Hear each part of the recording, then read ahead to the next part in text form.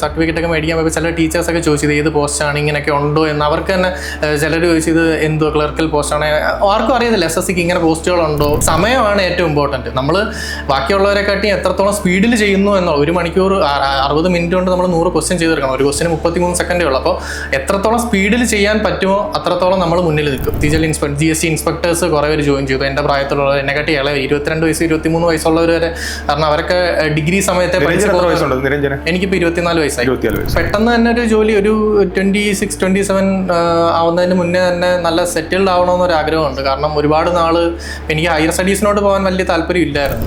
Central GST and customs ഡിപ്പാർട്ട്മെന്റിൽ work ചെയ്യുന്ന നിരഞ്ജനയാണ് നമ്മൾ ഇന്നത്തെ വീഡിയോയിൽ പരിചയപ്പെടുത്താനായിട്ട് പോകുന്നത്. ദിശ അക്കാഡമിയുടെ തന്നെ സ്വന്തം സ്റ്റുഡൻറ്റും ദിശ അക്കാഡമിക്ക് ഏറെ അഭിമാനത്തോടു കൂടി പരിചയപ്പെടുത്താനും സാധിക്കുന്ന ആളായ നിരഞ്ജനെ നമുക്കൊന്ന് പരിചയപ്പെടാം. എൻ്റെ പേര് നിരഞ്ജൻ. ഞാൻ കൊല്ലം ജില്ലയിലെ എഴുകോൺ എന്ന സ്ഥലത്തു നിന്നാണ് വരുന്നത്. വീട്ടിൽ അച്ഛൻ, അമ്മ, അനിയനുണ്ട്. ഞാൻ ഇപ്പോൾ സെൻട്രൽ GST ആൻഡ് കസ്റ്റംസിൽ ഹവൽദാറായിട്ട് വർക്ക് ചെയ്യുന്നു. കൊച്ചിയിലാണ് വർക്ക് ചെയ്യുകയാണ്.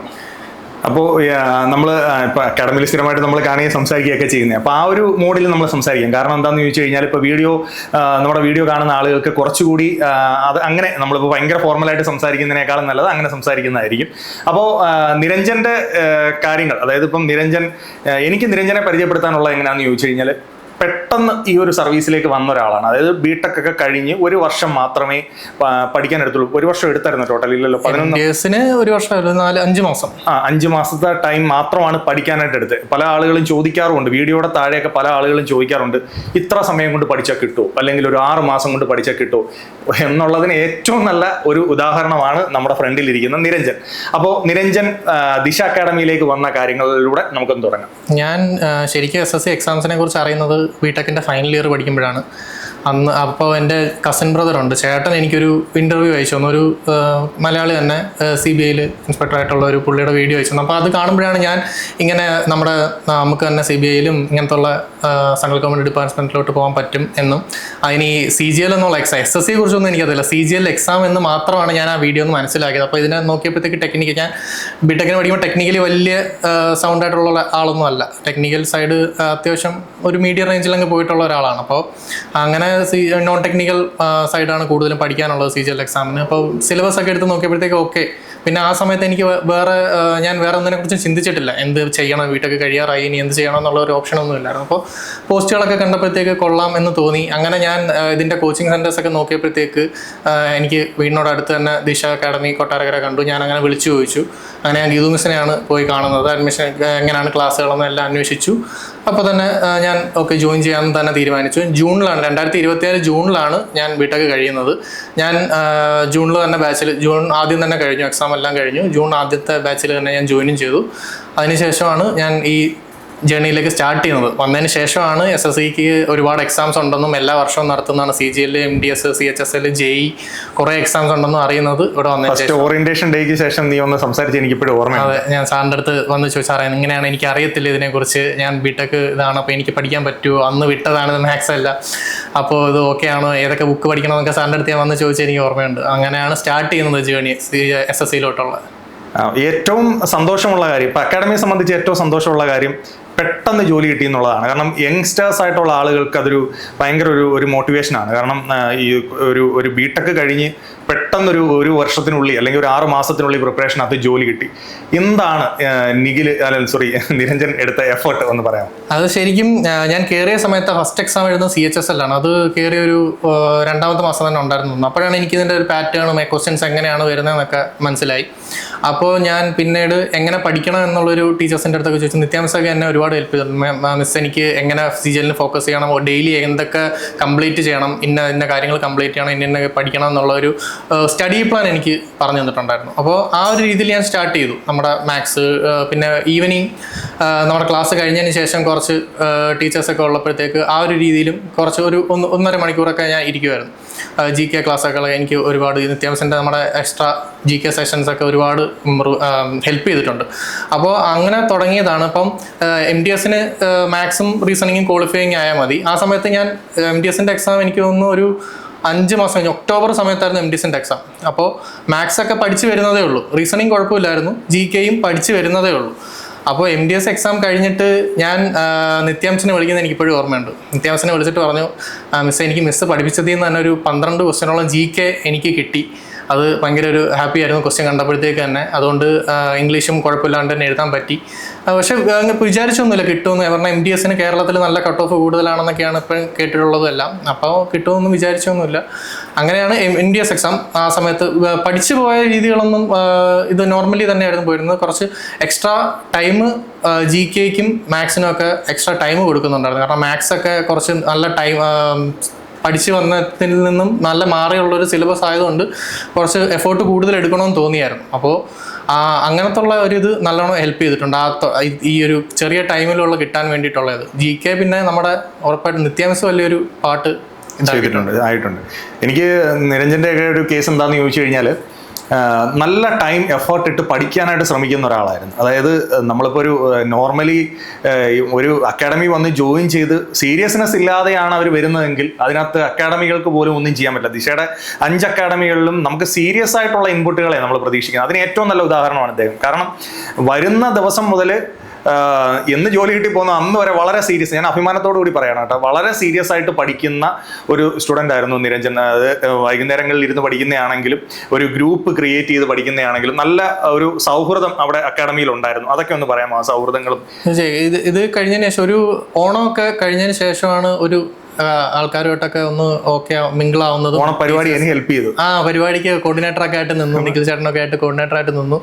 ടീച്ചേഴ്സും എല്ലാവരും ഉണ്ടായിരുന്നു. ആ ഒരു ഗ്രൂപ്പായിട്ട് നല്ല ക്ലോസ് ആയി. അപ്പോൾ ടീച്ചേഴ്സായിട്ടും നമ്മുടെയൊക്കെ അല്ലാണ്ടുള്ള ഫ്രണ്ട്സുമായിട്ടും നല്ലൊരു ക്ലോസ് ആയപ്പോഴത്തേക്ക് അവരുമായിട്ട് കൂടുതൽ കംഫർട്ടായി. അപ്പോഴത്തേക്ക് പിന്നെ ഓണപ്പരിപാടിയൊക്കെ നല്ല രീതിയിൽ കഴിഞ്ഞതിന് ശേഷം ഞങ്ങൾ ഒരു ഗ്രൂപ്പായിട്ട് തന്നെ ഈവനിങ് അപ്പോഴത്തേക്കാണ് റെയിൽവേസിൻ്റെ എക്സാംസ് സ്റ്റാർട്ട് ചെയ്യുന്നത്.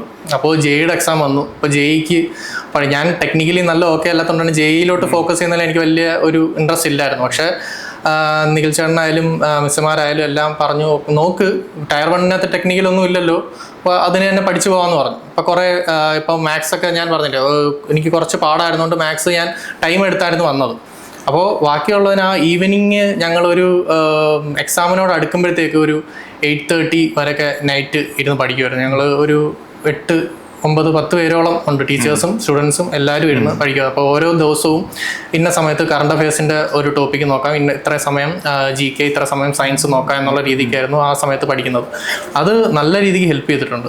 അത് ഒരുപാട് ഗുണം ചെയ്തിട്ടുണ്ട്. എക്സാംസിന് ഞങ്ങൾ ഡിസ്കസ് ചെയ്ത ക്വസ്റ്റ്യൻസ് വന്നിട്ടുണ്ട്. ജെയുടെ ടയർ 1 എക്സാംസിന്. ടയർ 1 ക്ലിയർ ചെയ്തായിരുന്നു. ടയർ 1 ക്ലിയർ ചെയ്തായിരുന്നു. അതിനുശേഷമാണ് പിന്നെ ടയർ 2-ന് വേണ്ടിയിട്ട്, അപ്പോഴും ടയർ 2-ന് ജോലി കയറി. എക്സാമിന്റെ സമയത്ത് ഞാൻ ജോലിക്ക് കയറി. അതുകൊണ്ട് പിന്നെ എക്സാം മാറ്റി വെച്ചു ടയർ 2. ആദ്യത്തെ പ്രാവശ്യം എഴുതിയത് നല്ലോണം എഴുതിയായിരുന്നു, നല്ല മാർക്കും ഉണ്ടായിരുന്നു. പക്ഷെ അതിനുശേഷമാണ് ജോയിൻ ചെയ്യുന്നത്. അപ്പോഴത്തേക്ക് 1 മാസം ഗ്യാപ്പ് വന്നു. ഞങ്ങളുടെ രണ്ടാം ഷിഫ്റ്റ് ക്യാൻസൽ ചെയ്തായിരുന്നു ജെയുടെ മെയിൻസ് എക്സാം. അപ്പോൾ അത് ക്യാൻസൽ ചെയ്ത് അപ്പോൾ ആ ഒരു 1 മന്ത് ഗ്യാപ്പ് വന്നപ്പോഴത്തേക്ക് കുറച്ച് ഒന്ന് ബുദ്ധിമുട്ടി. ആ സമയത്ത് കൊച്ചിയിൽ ജോയിനിങ് ചെയ്തു. അപ്പം ആദ്യത്തെ എക്സാമിനെക്കാട്ടിയും കുറച്ച് മാർക്ക് കുറവായിരുന്നു. അത് കുറച്ച് വിഷമം ഉണ്ടായിരുന്നു. കാരണം മാർക്ക് വന്നപ്പോഴത്തേക്ക് ചെന്നൈയായിരുന്നു ഞാൻ വെച്ചിരുന്നത്. നല്ല കട്ട് ഓഫ് ഉണ്ടായിരുന്നെങ്കിലും കുറച്ചുകൂടെ ആ ഒരു മാസം കുറച്ചുകൂടെ എഫേർട്ട് ഇട്ടായിരുന്നെങ്കിൽ കിട്ടിയേനെ എന്നുള്ളൊരു മനസ്സിലൊരു ഇതുണ്ട്. അപ്പോൾ ആ ഒരു സമയം കാരണം ടെക്നിക്കലിന് അത്ര ഒരു CGL എന്ന് പറഞ്ഞ് വന്നിട്ട് നമ്മൾ ടെക്നിക്കലിലോട്ട് ഫോക്കസ് മാറ്റുമ്പോഴത്തേക്ക് ആ ഒരു 4-5 മാസം അതിൽ ഫോക്കസ് ചെയ്തുകൊണ്ട് അതിൽ നിന്ന് government engineering college Trivandrum Barton hill. അത്യാവശ്യം ടെക്നിക്കൽ സൗണ്ട് നിനക്ക് ഉണ്ട്. ഇല്ലായിരുന്നു, കാരണം പഠിച്ചങ്ങോട്ട് കഴിഞ്ഞതേ ഉള്ളായിരുന്നു. ആ വർഷം കഴിഞ്ഞതേ ഉള്ളൂ. അപ്പം അതിന് ഒരുപാട് മുന്നേ പാസ് ഔട്ട് ആയവർ എൻ്റെ കൂടെ ഉണ്ട്. അവർ ഇപ്പോഴും പഠിക്കുന്നു. അപ്പോൾ പിന്നെ എനിക്ക് എന്തുകൊണ്ട് പഠിച്ചുകൂടാ എന്ന് തോന്നി. അതുകൊണ്ടാണ് ഞാൻ അങ്ങനെ ടെക്നിക്കലിലോട്ട് പോവാം. പിന്നെ ടയർ 1 പാസ്സായതുകൊണ്ടും പിന്നെ ടയർ 2-ന് പ്രീവിയസ് ഇയർ നോക്കിയപ്പോഴത്തേക്ക് വലിയ മാത്തമാറ്റിക്കൽ പ്രോബ്ലംസ്, എഞ്ചിനീയറിംഗ് പ്രോബ്ലംസ് ഒന്നുമില്ല. അപ്പോൾ വലിയ കുഴപ്പമില്ലാത്ത ലെവൽ തന്നെ, ഡിപ്ലോമ ലെവലാണ് RRB ജെയ്ക്ക് ക്വാളിഫിക്കേഷൻ പറയുന്നത്. അപ്പോൾ ഒരുപാട് എഞ്ചിനീയറിംഗ് ലെവലിൽ ഒന്നും ഇല്ലാത്തത് കൊണ്ട് തന്നെ ഓക്കെ നോക്കാം എന്നുള്ള രീതിക്ക് തന്നെയാണ് പോയത്. ആ ഗ്രൂപ്പ് സ്റ്റഡി ജെയ്ക്ക് ഒരുപാട് ഹെൽപ്പ് ചെയ്തിട്ടുണ്ട്. സയൻസും GKയും കറണ്ട് അഫയേഴ്സും പഠിക്കാൻ ഒരുപാട് ഹെൽപ്പ് ചെയ്തിട്ടുണ്ട്.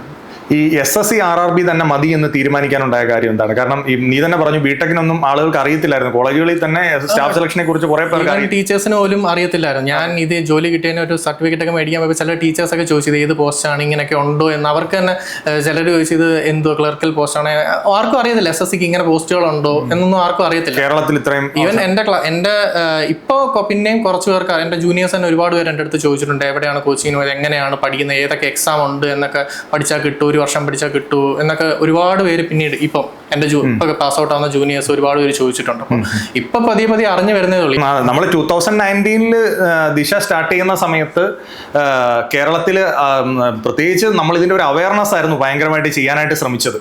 അതായത് SSC എക്സാംസുകളെ കുറിച്ചൊരു അവയർനെസ് ആണ് ചെയ്യാൻ ശ്രമിച്ചത്. അന്ന് ഒരുപാട് ഇപ്പം യൂട്യൂബിലുള്ള പോലെ അത്രയും യൂട്യൂബിൽ ചാനൽസ് പോലും ഇല്ല. അപ്പം നമ്മൾ കേരളത്തിലെ ആളുകളെ കൂടുതൽ പേരെ കൊണ്ടുവരാനായിട്ട് ശ്രമിക്കുന്ന ഒരു ടഫ് ജോബാണ് ഏറ്റെടുത്തത്, പറഞ്ഞ് മനസ്സിലായത്. അപ്പോൾ അതുകൊണ്ട് ഞങ്ങൾ സന്തോഷം എന്താണെന്ന് ചോദിച്ചു കഴിഞ്ഞാൽ ഇപ്പോൾ ഒരുപാട് പേര് ഈ സ്റ്റാഫ് സെലക്ഷൻ റെയിൽവേ എക്സാംസ് എഴുതുന്നുണ്ട്. അപ്പം നമ്മൾ മെയിൻലി SSC റെയിൽവേ ബാങ്കിങ് തന്നെയാണ് കോൺസെൻട്രേറ്റ് ചെയ്യുന്നത്. കാരണം ഇതൊരു എന്താ പറയുന്നത്, മാത്സ്, റീസണിങ്, ഇംഗ്ലീഷ്, ആ ഒരു GK ഒക്കെ നന്നായിട്ട് പഠിക്കാൻ സ്മാർട്ട് ആയിട്ടുള്ള വിദ്യാർത്ഥികളെ സംബന്ധിച്ച് ഏറ്റവും ഓപ്പണിംഗ് ഉള്ള 3 പരീക്ഷകളാണിത്. അപ്പൊ അതിന് യങ്ങറായിട്ടുള്ള ആൾക്കാർ ഇതിലേക്ക് വരികയാണെങ്കിൽ അവർക്ക് പെട്ടെന്ന് ജോലി സാധ്യതയുണ്ട്. ഇപ്പം ചെറുപ്പക്കാരെ സംബന്ധിച്ച് അവർ ചിന്തിക്കുന്നതും അത് തന്നെ ആയിരിക്കുമല്ലോ. കാരണം പെട്ടെന്നൊരു ജോലി വേണം. കാരണം ഇങ്ങനെ കുറേ നാൾ നിന്ന് വർഷങ്ങളോളം എടുത്ത് ടൈം ഒന്നും കളയാൻ അവർക്കില്ല. അപ്പൊ അതിന് ഏറ്റവും ബെറ്റർ ഒരു ഓപ്പർച്യൂണിറ്റി തന്നെയാണ് സ്റ്റാഫ് സെലക്ഷൻ റെയിൽവേ എന്ന് പറയുന്നത്. ഉറപ്പായിട്ടും. കാരണം എഫേർട്ട് ഇടാൻ ഓക്കെ ആണെങ്കിൽ നമുക്ക് ഭയങ്കരമായിട്ട് വരുന്ന പ്രോബ്ലം ചെയ്യേണ്ട അങ്ങനത്തെ ഇത് സമയമാണ് ഏറ്റവും ഇമ്പോർട്ടൻറ്റ്. നമ്മൾ ബാക്കിയുള്ളവരെക്കാട്ടി എത്രത്തോളം സ്പീഡിൽ ചെയ്യുന്നു എന്നോ 1 മണിക്കൂർ 60 മിനിറ്റ് കൊണ്ട് നമ്മൾ 100 ക്വസ്റ്റ്യൻ ചെയ്തെടുക്കണം. ഒരു ക്വസ്റ്റിന് 33 സെക്കൻഡേ ഉള്ളൂ. അപ്പോൾ എത്രത്തോളം സ്പീഡിൽ ചെയ്യാൻ പറ്റുമോ അത്രത്തോളം നമ്മൾ മുന്നിൽ നിൽക്കും. പിന്നെ ബാക്കിയുള്ളവർ കിട്ടാത്ത ക്വസ്റ്റ്യൻസ് എത്രത്തോളം നമുക്ക് കിട്ടുന്നോ അവിടെയും നമ്മൾ മുന്നിലേക്ക്. എല്ലാവർക്കും സമയം ഉണ്ടെങ്കിൽ എല്ലാവർക്കും മാത്സ് ഒക്കെ ചെയ്തെടുക്കാൻ പറ്റുന്ന ക്വസ്റ്റ്യൻസേ ഉള്ളൂ. പക്ഷെ നമ്മൾ എത്രത്തോളം എഫേർട്ട് ഇടുന്നോ അത്രത്തോളം നമുക്ക് സമയം കുറയ്ക്കാൻ പറ്റും. പിന്നെ ഇതുപോലെ തന്നെ ഓൺലൈൻ നമ്മുടെ കോവിഡിനൊക്കെ ശേഷം ഒരുപാട് പേര് ഫോണൊക്കെ യൂസ് ചെയ്ത് തുടങ്ങിയ ശേഷമാണ് ഈ ഇതിനെക്കുറിച്ചൊക്കെ പിന്നെയും അറിഞ്ഞു തുടങ്ങുന്നത്.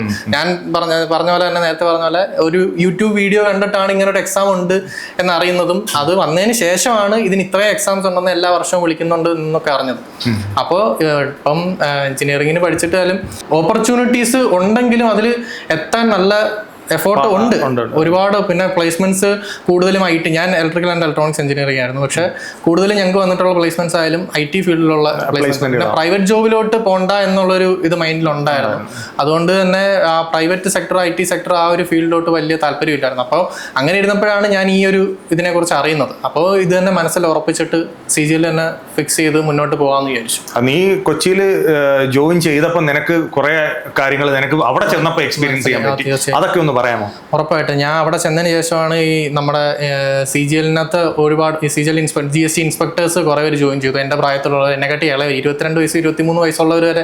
കാരണം അവരൊക്കെ ഡിഗ്രി സമയത്തെ എനിക്കിപ്പോൾ 24 വയസ്സായി. അപ്പോൾ ഡിഗ്രിക്ക് തന്നെ നമ്മുടെ നോർത്ത് ഇന്ത്യൻസ് ഒക്കെ അവർ ലോങ് ടേം ഡിസ്റ്റൻസ് ആയിട്ട് ഡിഗ്രി എടുത്തിട്ട് ആ സമയം കൊണ്ട് SSCയുടെ കോച്ചിങ് ചെയ്യും. എന്നിട്ട് അവർ ഡിഗ്രിയും കഴിയുന്നതോടുകൂടി അവർക്ക് CGL എക്സാം എഴുതാനും പറ്റും. അവർക്ക് 3 വർഷം കൊണ്ട് അവർ പഠിക്കുകയാണ്.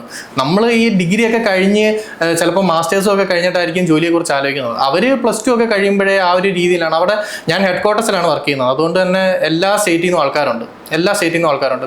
പിന്നെ നമ്മുടെ ഇവിടെ ഇല്ലെന്നല്ല, എന്നാലും നോർത്ത് ഇന്ത്യൻസ് കൂടുതൽ എഫേർട്ട്, നമ്മളെക്കാട്ടി ഒരുപാട് എഫേർട്ട് ഇടുന്നുണ്ട്. ഞാൻ ഇന്നും കാണുന്നതാണ്. ഈവൻ നമ്മുടെ വർക്കിംഗ് അവേഴ്സ് കഴിഞ്ഞിട്ടായാലും സാറ്റർഡേസിലൊക്കെ ഓഫീസിൽ വന്നിരുന്ന് പഠിക്കുന്നവരുണ്ട്. അങ്ങനെ കുറേ പേരുണ്ട്, നല്ല എഫേർട്ട് ഇടുന്നവരുണ്ട്. നമ്മുടെ ഇവിടെ ഉണ്ട്, ഇല്ലയെന്നല്ല. പക്ഷെ അവർ നമ്മളെക്കാട്ടി ഒരുപാട് ഇതുപോലെ ഡിസ്റ്റൻസ് ആയിട്ട് ഡിഗ്രി എടുക്കുന്നവരുണ്ട്. അതിൽ നിന്ന് ആ സമയം കൊണ്ട് പഠിച്ചു തീർക്കുന്നവരുണ്ട്. പിന്നെ നമ്മുടെ ഇവിടെ തന്നെ അല്ലാണ്ട് ഈ 23 വയസ്സായപ്പോൾ തന്നെ ഇൻസ്പെക്ടർ ആയവരുണ്ട്. അതുകൊണ്ട് നമ്മൾ ടൈം ഇതിനകത്ത് ഇൻവെസ്റ്റ് ചെയ്യാൻ നമ്മൾ റെഡി ആണെങ്കിൽ ഉറപ്പായിട്ടും നമുക്ക് ജോലി കിട്ടും. പിന്നെ ചിലരുണ്ട് ഈ 1 വർഷത്തേക്ക് നോക്കാം എന്ന് പറഞ്ഞു വരുന്നത്. അങ്ങനെ വന്നിട്ട് കാര്യം, അല്ലെങ്കിൽ എൻ്റെ ഡിഗ്രി കഴിഞ്ഞു ഫ്രണ്ട്സുമായിട്ട് അവർ പോകുന്നുണ്ട്, അങ്ങനെ പോവാം എന്ന് പറഞ്ഞിട്ടും കാര്യമില്ല. നമുക്കൊരു എക്സാം, ഏതെങ്കിലും എക്സാം കിട്ടട്ടെ എന്ന് പറഞ്ഞിട്ടും കാര്യമില്ല. ഒരു എക്സാം ഇപ്പോൾ CGL അല്ലെങ്കിൽ CGL, അടുത്ത വർഷത്തെ CGL എനിക്ക് നല്ല മാർക്ക് വേണം, എനിക്ക് ജോലി കിട്ടിയേ പറ്റും, ഇൻസ്പെക്ടർ ആവണം എന്ന് ഉള്ള ഒരു മൈൻഡ് സെറ്റിലാണ് നമ്മൾ ആ ഒരു വർഷം ഫുള്ള് വേറെ ഒന്നിലോട്ടും പോവാതെ കണ്ടിന്യൂസ് ആയിട്ട് വർക്ക് ചെയ്യാൻ. അതിൽ ടൈം കൊടുക്കാൻ നമ്മൾ റെഡി ആണെങ്കിൽ ഉറപ്പായിട്ട് നമുക്ക് കിട്ടും. അത് ആ സമയത്ത് എന്തെങ്കിലും കിട്ടിയില്ലെങ്കിൽ അടുത്ത പ്രാവശ്യം ഉറപ്പായിട്ടും. കാരണം എല്ലാ വർഷവും വിളിക്കുന്നുണ്ട്, നല്ല വേക്കൻസിന് വിളിക്കുന്നുണ്ട്. കേരളത്തിലും കിട്ടും. കഴിഞ്ഞ പ്രാവശ്യം ഞാൻ കയറിയ ബാച്ചിൽ GST ഇൻസ്പെക്ടേഴ്സായിട്ട് 92 പേരാണ് കയറിയത്. അതിനകത്ത് ട്രിവാൻഡ്രം ഹെഡ് ക്വാർട്ടേഴ്സ്, ഞാൻ ഇപ്പം കൊച്ചി ഹെഡ് ക്വാർട്ടേഴ്സിലാണ്. നമുക്ക് ട്രിവാൻഡ്രത്തുണ്ട് ഹെഡ് ക്വാർട്ടർ, പിന്നെ കോഴിക്കോടും ഉണ്ട്. അവിടെ നിന്ന് തന്നെ കുറേ ഡിവിഷണൽ ഓഫീസുണ്ട്, റേഞ്ച് ഓഫീസസ് ഉണ്ട്. ഈവൻ കൊല്ലത്തൊരു റേഞ്ച് ഓഫീസുണ്ട്, ഡിവിഷണൽ ഓഫീസുണ്ട് നമ്മുടെ കടപ്പാക്കടയിൽ. അവിടെ വേണമെങ്കിലും നമുക്ക് നമ്മുടെ വീടിനടുത്ത് തന്നെ കിട്ടാനുള്ള എല്ലാ സാധ്യതയും ഉണ്ട്. അത്ര വലിയ ഇൻഫർമേഷൻസ് ആണ്. കാരണം ഇതിൽ കയറിയപ്പോഴാണ് ഈ കാര്യങ്ങൾ മനസ്സിലായത്. ഇത് പബ്ലിക്കിന് അറിയാത്തൊരു കാര്യമാണ്, അല്ലെങ്കിൽ പഠിച്ചുകൊണ്ടിരിക്കുന്ന വിദ്യാർത്ഥികൾക്ക് അറിയാത്തൊരു കാര്യമാണ്. അവർ ഒരു കസ്റ്റംസ് ഓഫീസർ ആവുക, ഒരു GST ഓഫീസർ ആവുക എന്നൊക്കെ പറയുന്നത് അതും 21-22 വയസ്സാവുമ്പോൾ. കാരണം പണ്ട് നമ്മുടെ നാട്ടിലെ ഗവൺമെന്റ് ജോലിയുടെ സങ്കല്പം എന്ന് പറയുന്നത് ഒരു 31, 32 അല്ലെങ്കിൽ 30 വയസ്സായിട്ടേ കിട്ടത്തുള്ളൂ, അല്ലെങ്കിൽ 28 വയസ്സായിട്ടേ കിട്ടത്തുള്ളൂ എന്നുള്ള ആ ഒരു സങ്കല്പത്തെയാണ് ആക്ച്വലി നന്നായിട്ട് മാറ്റി എഴുതിയത്. ആ ഒരു SSC ജോബിൽ കൂടുതൽ നോർത്ത് ഇന്ത്യൻ ആളുകൾ വർക്ക് ചെയ്തുകൊണ്ടിരുന്നിടത്ത് ഇന്ന് മലയാളികൾ അവിടെ നീ പറഞ്ഞു 23rd 22 ഏജുള്ള ആളുകളൊക്കെ ഓഫീസേഴ്സ് ആയിട്ട് വരാൻ തുടങ്ങി എന്ന് പറയുന്നത് നമുക്കേറെ അഭിമാനമുള്ളൊരു കാര്യമാണ്. ആ ഒരു ഇൻഫർമേഷൻ ആളുകൾക്ക് കിട്ടിയത്, അത് ഇനിയെങ്കിലും നമ്മുടെ ആളുകൾ അത് മനസ്സിലാക്കി മുന്നോട്ട് പോകാനായിട്ട് ശ്രമിക്കുക. അതുകൊണ്ടാണ് ഇത്തരം വീഡിയോസ് നമ്മൾ ഉൾപ്പെടുത്തുന്നത്. അപ്പം നിരഞ്ജൻ അവിടെ ചെന്നപ്പോൾ ഇത്തരം കാര്യങ്ങൾ കണ്ടു. ഇനി അടുത്ത എക്സാമുകൾക്ക് വേണ്ടി നിരഞ്ജന്റെ ഒരു പ്രിപ്പറേഷൻ നടത്തുന്നുണ്ടോ? ഞാൻ കയറിയ സമയത്ത് ഇപ്പം ഞാൻ 5 മാസമായി ജോയിൻ ചെയ്തിട്ട് ഞാൻ അവിടെ ഹവിൽദാറായിട്ട് MDS എക്സാം ആണെങ്കിലും ഞാൻ ഹവിൽദാറായിട്ടാണ് ജോയിൻ ചെയ്തത്. അത് യൂണിഫോം പോസ്റ്റാണ്, നമ്മുടെ കാക്കി യൂണിഫോം തന്നെയാണ്, യൂണിഫോം പോസ്റ്റാണ് ഹവിൽദാർ. അതും MDSന്റെ സെയിം ജോബ് തന്നെയാണ്, യൂണിഫോം പോസ്റ്റ് ഉണ്ടെന്നേ ഉള്ളൂ. നമ്മുടെ ക്ലറിക്കൽ പോസ്റ്റാണ്. ഞാൻ അക്കൗണ്ട് സെക്ഷനിലാണ്, ഇപ്പോൾ ഹെഡ്ക്വാർട്ടേഴ്സിലെ അക്കൗണ്ട് സെക്ഷനിലാണ് ഞാൻ വർക്ക് ചെയ്യുന്നത്. നമ്മുടെ ഓഫീസ് ജോബ് പോലെ തന്നെയാണ്. പലയിടത്ത് പോസ്റ്റിംഗ് വരാം, എയർപോർട്ടിൽ പോസ്റ്റിംഗ് വരാം. പിന്നെ ഇപ്പം Kannur airport, Thiruvananthapuram airport posting എൻ്റെ കൂടെ ജോയിൻ ചെയ്തൊരു പോസ്റ്റിംഗ് കിട്ടിയവരുണ്ട്. പിന്നെ നമ്മുടെ ഈ റെയ്ഡൊക്കെ പോകുന്ന CCP എന്ന് പറഞ്ഞൊരു ഡിവിഷൻ ഉണ്ട്, അവിടെ ജോലി പോസ്റ്റിംഗ് കിട്ടുന്നവരുണ്ട്. പിന്നെ ഈ ഹെഡ്ക്വാർട്ടേഴ്സ്, ഡിവിഷണൽ ഓഫീസ് ഒരുപാടുണ്ട്. പിന്നെ commissionerate, appeals commissionerate, audit commissionerate, ഇങ്ങനെ ഒരുപാടടുത്ത് നമുക്ക് പോസ്റ്റിംഗ് ഉണ്ട്. ഹവിൽദാർ ആയാലും MDS ആയാലും, ഞാനിപ്പോൾ ഹവിൽദാറായിട്ടാണ് ജോയിൻ ചെയ്തത്. പിന്നെ MDS ആയാലും ഹവിൽദാർ ആയാലും ജോബിൻ്റെ ഒരു ഇത് സെയിം തന്നെയാണ്. പിന്നെ നമ്മുടെ പോസ്റ്റിംഗ് കിട്ടുന്ന സ്ഥലം അനുസരിച്ചിരിക്കും അതിൻ്റെ ഒരു നേച്ചറും കാര്യങ്ങളൊക്കെ. ബാക്കി പോസ്റ്റിംഗ് എല്ലാം സെയിം തന്നെയാണ്. അപ്പോൾ അത് ഇനിയിപ്പം CGL മെയിൻ ഒരു ഇൻട്രസ്റ്റ് ആയിരിക്കുമല്ലോ അല്ലേ? ഉറപ്പായിട്ടും CGL കിട്ടുക എന്ന് പറയുന്നത് ഒരു ഈ പ്രാവശ്യത്തെ CGL നല്ലോണം എഴുതാൻ പറ്റും. കാരണം ഈ ജോയിൻ ചെയ്ത ഒരു പഴയ ഒരു ട്രാക്കിലോട്ട് എത്താൻ കുറച്ച് ടൈം എടുക്കുന്നുണ്ട് എനിക്ക്. കുറച്ച് ജോയിൻ ചെയ്തതിന് ശേഷം കുറച്ച് മടിയൊക്കെ ആയി, പിന്നെ ഒന്ന് സ്റ്റാർട്ട് ചെയ്ത് വരുന്നതേ ഉള്ളൂ. ഇപ്പോൾ തുടങ്ങിയിട്ടുണ്ട്. ഈ CGL നല്ലോണം അത്ര ടയർ 1 അത്ര നല്ലോണം എഴുതാൻ പറ്റിയിട്ടില്ല. അടുത്ത CGL ഉറപ്പായിട്ടും നല്ല രീതിക്ക് തന്നെ പ്രിപ്പയർ ചെയ്യാം. 2 കാര്യങ്ങൾ നിനക്ക് നിരഞ്ജനെ സംബന്ധിച്ച് അഡ്വാൻറ്റേജ് ആയിട്ടുണ്ട്. ഒന്നെന്ന് പറയുന്നത് ഏജ് ഇനിയും എഴുതാൻ ഇഷ്ടം പോലെ ഉണ്ട്. അതേപോലെ തന്നെ ഇതിന്റെ വളരെ ചുരുങ്ങിയ സമയത്ത് പെട്ടെന്ന് ജോലി കിട്ടിപ്പോയ ഒരാളാണ്. പെട്ടെന്ന് ജോലി കിട്ടിപ്പോയതുകൊണ്ട് ഇനിയും സമയമുണ്ട്. ഇതിന്റെ ഒരു ട്രാക്ക് മനസ്സിലായിട്ടുണ്ട്. അതുപോലെ ഇതിന്റെ ഒരു ഈ പോസ്റ്റുകളിൽ കയറുന്നതിന്റെ ഒരു അഡ്വാൻറ്റേജ് ഭയങ്കരമായിട്ട് മനസ്സിലാക്കിയിട്ടുണ്ട്. എന്തായാലും ഈ ഒരു ചെറിയ പ്രായത്തിൽ ഇപ്പം നമ്മുടെ അക്കാഡമിയിൽ തന്നെയുള്ള മറ്റു വിദ്യാർത്ഥികൾക്ക് നിരഞ്ജന്റെ എക്സ്പീരിയൻസ് ഭയങ്കരമായിട്ട് വലിയ ഗുണം ചെയ്തിട്ടുണ്ട്. അവർ പലരും, ഞാനും ക്ലാസ്സുകളിൽ തന്നെ പറയാറുണ്ട്, മീൻസ് ഓറിയന്റേഷൻ ഡേയിലൊക്കെ ഞാൻ ഇങ്ങനെ സംസാരിക്കാറുണ്ട്. നിങ്ങൾ പിന്നെ വന്ന് ജോയിൻ ചെയ്ത അന്ന് മുതൽ വളരെ എനർജറ്റിക് ആയിട്ട് പഠിക്കുന്നു. ഒരു ദിവസം പോലും കളയാതെ വന്നേ സാർ എങ്ങനെ പറ്റും, എന്താണ്? അപ്പൊ ഞാൻ തന്നെ നിരഞ്ജനോട് ചോദിച്ചത് എന്താണ് ഇത്ര പെട്ടെന്നൊരു ജോലി കിട്ടുന്നത്, അങ്ങനെയുള്ള പേഴ്സണൽ കാര്യങ്ങളെല്ലാം പറയാം. അങ്ങനെ ചോദിച്ചാൽ പെട്ടെന്ന് തന്നെ ഒരു ജോലി ഒരു 26-27 ആവുന്നതിന് മുന്നേ തന്നെ നല്ല സെറ്റിൽഡ് ആവണമെന്നൊരു ആഗ്രഹമുണ്ട്. കാരണം ഒരുപാട് നാള് എനിക്ക് ഹയർ സ്റ്റഡീസിനോട് പോകാൻ വലിയ താല്പര്യം ഇല്ലായിരുന്നു. പിന്നെ അപ്പോൾ പെട്ടെന്ന് തന്നെ സെറ്റിൽ ആവണം, ഫാമിലി പരമായിട്ട് നമ്മുടെ നാട്ടിൽ തന്നെ നിൽക്കണം എന്നുള്ള ഒരു ആഗ്രഹമൊക്കെ തന്നെയാണ് വീട്ടൊക്കെ കഴിയാറായ സമയത്ത് മൈൻഡിൽ ഉണ്ടായിരുന്നത്. അപ്പോൾ പെട്ടെന്ന് സെറ്റിൽ ആവണം, നല്ല രീതിക്ക് ഫിനാൻഷ്യൽ സ്റ്റെബിലിറ്റി ഒക്കെ ഉണ്ടാവണം തോന്നി.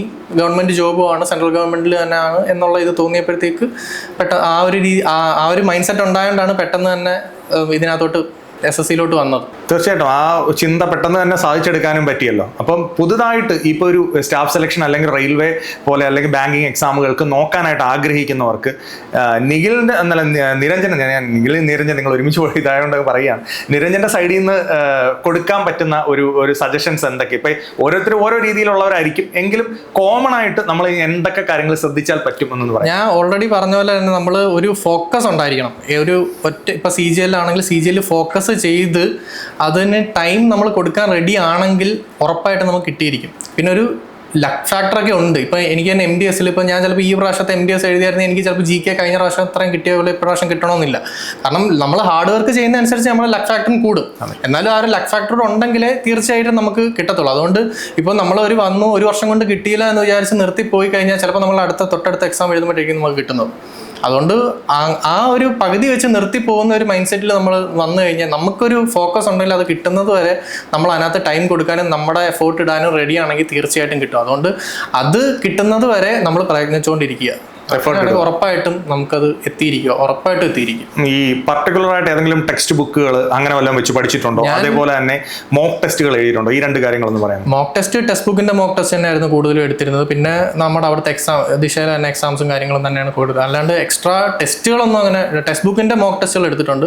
പിന്നെ ടെക്സ്റ്റ് ബുക്ക് പിന്നാക്കളും പിന്നെ റെയിൽവേയുടെ എക്സാംസിന് YCT ആണ് കൂടുതൽ ഫോക്കസ് ചെയ്തിട്ടുള്ളത്. അല്ലാതെ ഇതിനെ പ്രത്യേകിച്ച് ഒരു ഇന്ന പർട്ടിക്കുലർ ടെക്സ്റ്റ് ബുക്ക് മാത്രം വീഡിയോയുടെ താഴെ അങ്ങനെ ചോദിക്കുന്നവരുണ്ട്. ഈ ഒരു ടെക്സ്റ്റ് ബുക്ക് വെച്ച് മാത്രം പഠിച്ചാൽ കിട്ടുമോ? ഇല്ല, ഞാൻ കൂടുതലും പ്രീവിയസ് ഇയർ ക്വസ്റ്റ്യൻസും YCTയും പിന്നാക്കളും തന്നെയാണ് ഫോക്കസ് ചെയ്തുകൊണ്ടിരുന്നത്. ഈ 6 മാസം നമ്മളൊരു ബേസിക് സിലബസ് കവറപ്പ് ചെയ്യേണ്ട ആവശ്യകത ഇതിനകത്തുണ്ടോ? അത് തീർച്ചയായിട്ടും ഉണ്ട്. ഇപ്പം റീസണിങ്ങിന് നമുക്ക് ഒരുപാട് ടൈം വേണ്ട. നമുക്ക് ബേസിക്സ് കവർ ചെയ്ത് കഴിഞ്ഞാൽ പിന്നെ നമ്മൾ സ്പീഡ് കൂട്ടുന്നതും പല പല പാറ്റേൺ മനസ്സിലാക്കുന്നതിലുമാണ് കാര്യം. അപ്പോൾ നമ്മൾ എത്രത്തോളം ചെയ്യുന്നു അത് അങ്ങനെ പോകാൻ പറ്റും. മാത്സിൽ നമ്മൾ ബേസിക്സ് മൊത്തം തീർത്ത് കഴിഞ്ഞാൽ അത് പലർക്കും പല ടൈം എടുക്കും. അത് എനിക്കിപ്പോൾ പറയാൻ പറ്റത്തില്ല. ഓരോരുത്തരും ചിലർ മാത്സിന് നല്ല സ്ട്രോങ് ആയിരിക്കും, ചിലർ വീക്ക് ആയിരിക്കും, അവർ നല്ല ടൈം എടുക്കുന്നവരുണ്ട്.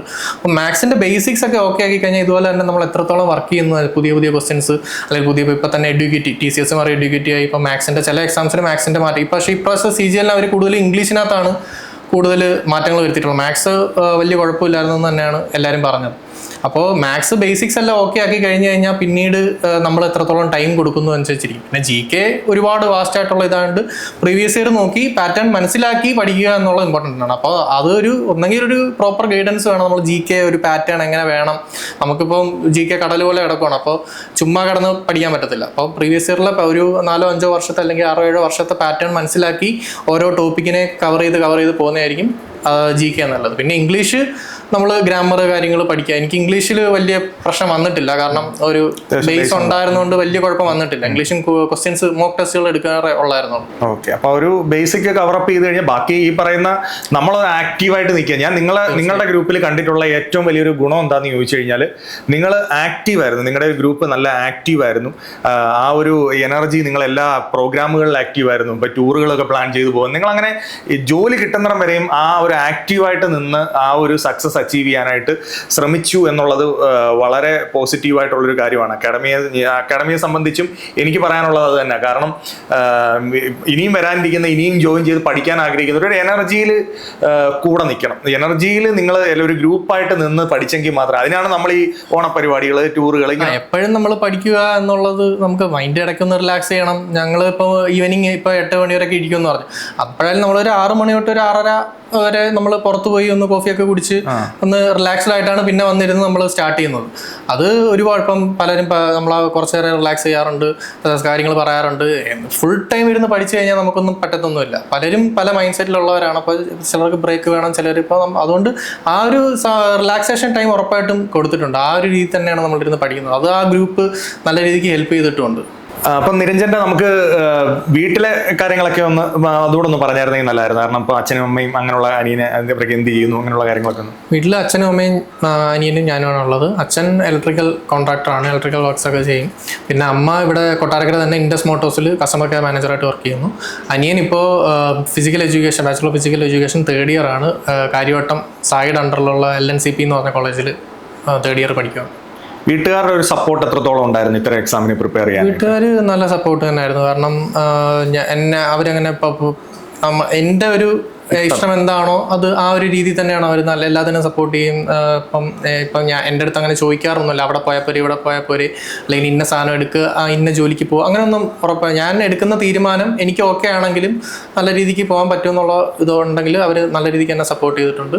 ഇതുവരെയും നല്ല സപ്പോർട്ടാണ്, ഇനി അങ്ങോട്ടും നല്ല സപ്പോർട്ട് തന്നെ ആയിരിക്കും. അച്ഛനും അമ്മയും നല്ല സപ്പോർട്ടാണ്. അല്ല, ഇതെല്ലാം ഒരു ഫാക്ടർ അല്ലേ? കാര്യം ഒരു എക്സാമിന് പ്രിപ്പയർ ചെയ്യുന്ന ആളെ സംബന്ധിച്ച് അയാൾ വളരെ പോസിറ്റീവായിട്ടിരിക്കുക, ഒരു സപ്പോർട്ട് എല്ലായിടത്തു നിന്നും കിട്ടുക. നമ്മുടെ അടുത്ത് സപ്പോർട്ട് കുറഞ്ഞ ആളുകളും വന്നിട്ടുണ്ട്. അവരെയും നമ്മൾ അക്കാഡമിയായിട്ട് സപ്പോർട്ട് ചെയ്യാൻ പറ്റുന്ന പല കാര്യങ്ങളും. നമ്മുടെ ചുറ്റുമുള്ള എൻവയോൺമെന്റ് ഭയങ്കര ഒരു വലിയ ഫാക്ടർ തന്നെയാണ്. തീർച്ചയായും ഞാൻ എപ്പോഴും നമ്മുടെ അടുത്ത് വരുന്ന വിദ്യാർത്ഥികളോട് പറയാറുണ്ട്, ചിലർ വന്നിട്ട് ഒരു 6 മാസം പഠിച്ചിട്ട് ഉടനെ ഇങ്ങനെ പറയും, ഇത് ക്ലാസ് ഇങ്ങനെ അവർക്ക് ക്ലാസ്സുകൾ മാത്രം മതി എന്നുള്ള രീതിയിൽ ഇങ്ങനെ ചിന്തിക്കും. ഞാൻ പറയും, നിങ്ങളൊക്കെയാണ് അവർക്കൊരു ഏറ്റവും നല്ല എക്സാമ്പിൾ. നിങ്ങൾ ഒരു ഇപ്പോഴും ജോലി കിട്ടുന്നതിൻ്റെ തലേന്ന് വരെ നിരഞ്ജനൊക്കെ അക്കാഡമിയിൽ ഉണ്ടായിരുന്ന ആളുകളാണ്. എപ്പോഴും ഒരു പോസിറ്റീവ് എനർജി കീപ്പ് ചെയ്ത് മുന്നോട്ട് പോകാനായിട്ട് പോകും. അതൊരു കോമ്പറ്റീറ്റീവ് ലെവൽ എക്സാമിന് വേണ്ടി പ്രിപ്പയർ ചെയ്യുന്ന ആളുകളെ സംബന്ധിച്ച് വേണ്ട ഒരു കാര്യം. എത്രത്തോളം അതിനൊരു പ്രാധാന്യം? തീർച്ചയായും. കാരണം നമ്മുടെ കൂടെ ഇപ്പൊ തന്നെ ഞങ്ങളുടെ ആ ഒരു ഫ്രണ്ട് സർക്കിൾ എന്ന് പറയുന്നത് നല്ലൊരു സപ്പോർട്ടിങ്, എല്ലാവർക്കും ജോലിയായി. ഓൾമോസ്റ്റ് ഹരിചേട്ടൻ ഇപ്പൊ LP റിസൾട്ട് ഒന്ന് ക്ലിയർ ആയി. നീൽചേട്ടൻ ഇപ്പം ജൂനിയർ എഞ്ചിനീയർ വന്നു, പാനൽ വന്നു, ലിസ്റ്റ് വന്നു. അപ്പോൾ എല്ലാവരും നമുക്കിപ്പോൾ ഒരാളൊന്ന് ഡൗൺ ആയി പോയാലും നമ്മളെ സപ്പോർട്ട് ചെയ്യാൻ ആൾക്കാരുണ്ട്. ഒരു എക്സാമിന് നമുക്കിപ്പോൾ കിട്ടിയില്ല അല്ലെങ്കിൽ വാക്ക് പറഞ്ഞു എന്ന് പറഞ്ഞാൽ സപ്പോർട്ട് ചെയ്യാൻ പല ബാച്ചുകളിലായിട്ട് നിങ്ങൾ അക്കാഡമി വന്നവരെ. എന്നിട്ട് പ്രോഗ്രാമുകൾ വന്നപ്പോൾ എല്ലാവരും തമ്മിലൊന്ന് അടുത്തു. പിന്നെ ആ ഒരു കമ്പൈൻ സ്റ്റഡി, ആ വൈബ് കറക്റ്റ് ആയി.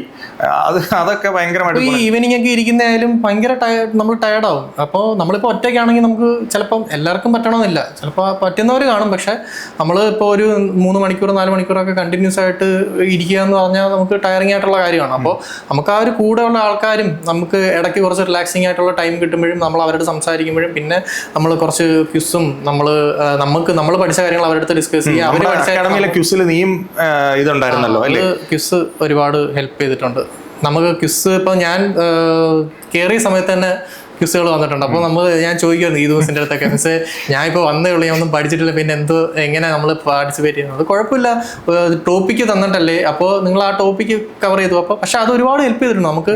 നമ്മൾ വെറുതെ കയറി ചെന്ന് നാണം കിടരുത് എന്നുള്ളൊരു മൈൻഡ് സെറ്റ് ഉണ്ടായിട്ട് നമ്മൾ ഇരുന്ന് പഠിക്കും. അപ്പോൾ അത്രയൊരു ഇപ്പം ഹിസ്റ്ററിയാണ്, ഇപ്പം മിഡീവൽ ഹിസ്റ്ററി ആണെന്നുണ്ടെങ്കിൽ നമ്മൾ ആ ഒരു ചെറിയൊരു ടൈം കൊണ്ട് നമ്മളതങ്ങ് കവർ ചെയ്യുന്നുണ്ട് കുറെ പോർഷൻസ്. അത് പിന്നീട് നമ്മൾ ക്ലാസ് എടുക്കുമ്പോഴത്തേക്ക് ഒരു റിവിഷൻ പോലെ ഹെൽപ്പ് ആവുകയും ചെയ്യുന്നുണ്ട്. അത് ക്യൂസ് കോമ്പറ്റീഷൻ ഒക്കെ ഒരുപാട് ഹെൽപ്പ് ചെയ്തിട്ടുണ്ട്. സയൻസിന്റെ ഞാൻ 3 ക്യൂസ് എന്തോ ഞാനുള്ളപ്പം നടന്നിട്ടുണ്ട്. അത് ഒരുപാട് ഹെൽപ്പ് ചെയ്തിട്ടുണ്ട്. ഒരു വലിയൊരു പോർഷൻസ് നമുക്ക് ചെറിയൊരു സമയം കൊണ്ട് കവർ ചെയ്യാം. പിന്നെ നമുക്ക് അതിന്റെ ക്ലാസ് കിട്ടുമ്പോഴത്തേക്ക് അത് നമുക്ക് റിവിഷൻ ക്ലാസ് പോലെ നമുക്ക് പിന്നെ ഫീഡ് ആവുന്നതുകൊണ്ട് ഭയങ്കര ഹെൽപ്ഫുൾ ആയിട്ടുണ്ട് ക്വിസൊക്കെ. അപ്പൊ ഈ സക്സസിന്റെ രഹസ്യം എന്ന് പറഞ്ഞാൽ ഒരു കാര്യമല്ല, ഈ പല കാര്യങ്ങളാണ് എന്നാണ് നിരഞ്ജന്റെ ഒരു എക്സ്പീരിയൻസിൽ നിന്ന് കിട്ടിയത്. ക്വിസ് അതിനകത്ത് ഫാക്ടറാണ്, കമ്പൈൻ സ്റ്റഡി അതിനകത്ത് ഫാക്ടറാണ്, ബേസിക് ക്ലാസ്സുകൾ ഫാക്ടറാണ്, നമ്മൾ മോക്ക് എക്സാംസ് എഴുതണം. ഇങ്ങനെ ഇതെല്ലാം കൂടെ ചേരുന്നതാണ് സക്സസ്. അല്ലാതെ എന്താണ് സക്സസ് എന്ന് ഇപ്പൊ നമ്മൾ കുത്തിയിരുന്ന് പഠിച്ച ഒരു കാര്യം മാത്രമല്ല. അപ്പൊ ആ ഒരു എനർജിയും ആ ഒരു കാര്യങ്ങളും ഓക്കെ ആണെങ്കിൽ അത് എക്സാം ഡേ ആ ഒരു ദിവസവും നമുക്ക് ഭാഗ്യം ആ ഒരു മണിക്കൂറിനെ എങ്ങനെ ഹാൻഡിൽ ചെയ്യും. ഉറപ്പായിട്ടും നമുക്കിപ്പം പെട്ടെന്ന് ചെന്നിരുന്നിട്ട് കമ്പ്യൂട്ടർ വർക്ക് ചെയ്യുന്നില്ല തുടങ്ങുന്നതിന് മുന്നേ, അപ്പോൾ നമുക്ക് ടെൻഷൻ ആയി കഴിഞ്ഞാൽ തീർന്നു. നമ്മൾ അത്രയും പഠിച്ചിട്ട് അപ്പം ഒരുപാട് ഫാക്ടേഴ്സ് ഉണ്ട്. എൻവയോൺമെന്റ് ആയാലും ഹാർഡ് വർക്ക് ആയാലും ഫ്രണ്ട്സ് ആയാലും നമ്മൾ ആ സമയമായാലും എല്ലാം ഇമ്പോർട്ടൻ്റ് ആണ്. തീർച്ചയായിട്ടും അതൊരു വലിയ ഒരു എക്സ്പീരിയൻസ് ആണ്. അപ്പം നമ്മൾ ഡിസ്കസ് ചെയ്ത പോയിന്റുകളിലൂടെ നമ്മുടെ ഓരോ സക്സസ് അച്ചീവ് ചെയ്യുന്ന ആളുകളെയും നമ്മൾ പരിചയപ്പെടുത്തുന്നത് ദിശ അക്കാഡമിയിലൂടെ വന്ന കുട്ടികൾ മറ്റുള്ളവരിലേക്ക് എത്രത്തോളം ഇമ്പാക്റ്റ് കൊടുക്കാൻ പറ്റുന്നുണ്ട്. ഇപ്പം നിങ്ങളിപ്പം ജോലി മേടിച്ച ഓരോരുത്തരും നമ്മുടെ അവിടെ പഠിച്ചുകൊണ്ടിരിക്കുന്ന വിദ്യാർത്ഥികൾക്ക് ഒരു എനർജിയാണ്. അപ്പോൾ അത് തീർച്ചയായിട്ടും നിരഞ്ജന്റെ എക്സ്പീരിയൻസും വളരെയധികം ഹെൽപ്പ് ചെയ്യും. അപ്പോൾ ജീവിതത്തിലും എല്ലാവിധ സക്സസ്സുകളും ആഗ്രഹിച്ചതുപോലെ തന്നെ സെറ്റിൽ ആവാൻ പറ്റി എല്ലാ സക്സസ്സുകളും ഉണ്ടാവട്ടെ. അതിന്റെ പാർട്ടായിട്ട് ദിശ അക്കാഡമിക്ക് നിൽക്കാൻ സാധിക്കട്ടെ. താങ്ക്സ്.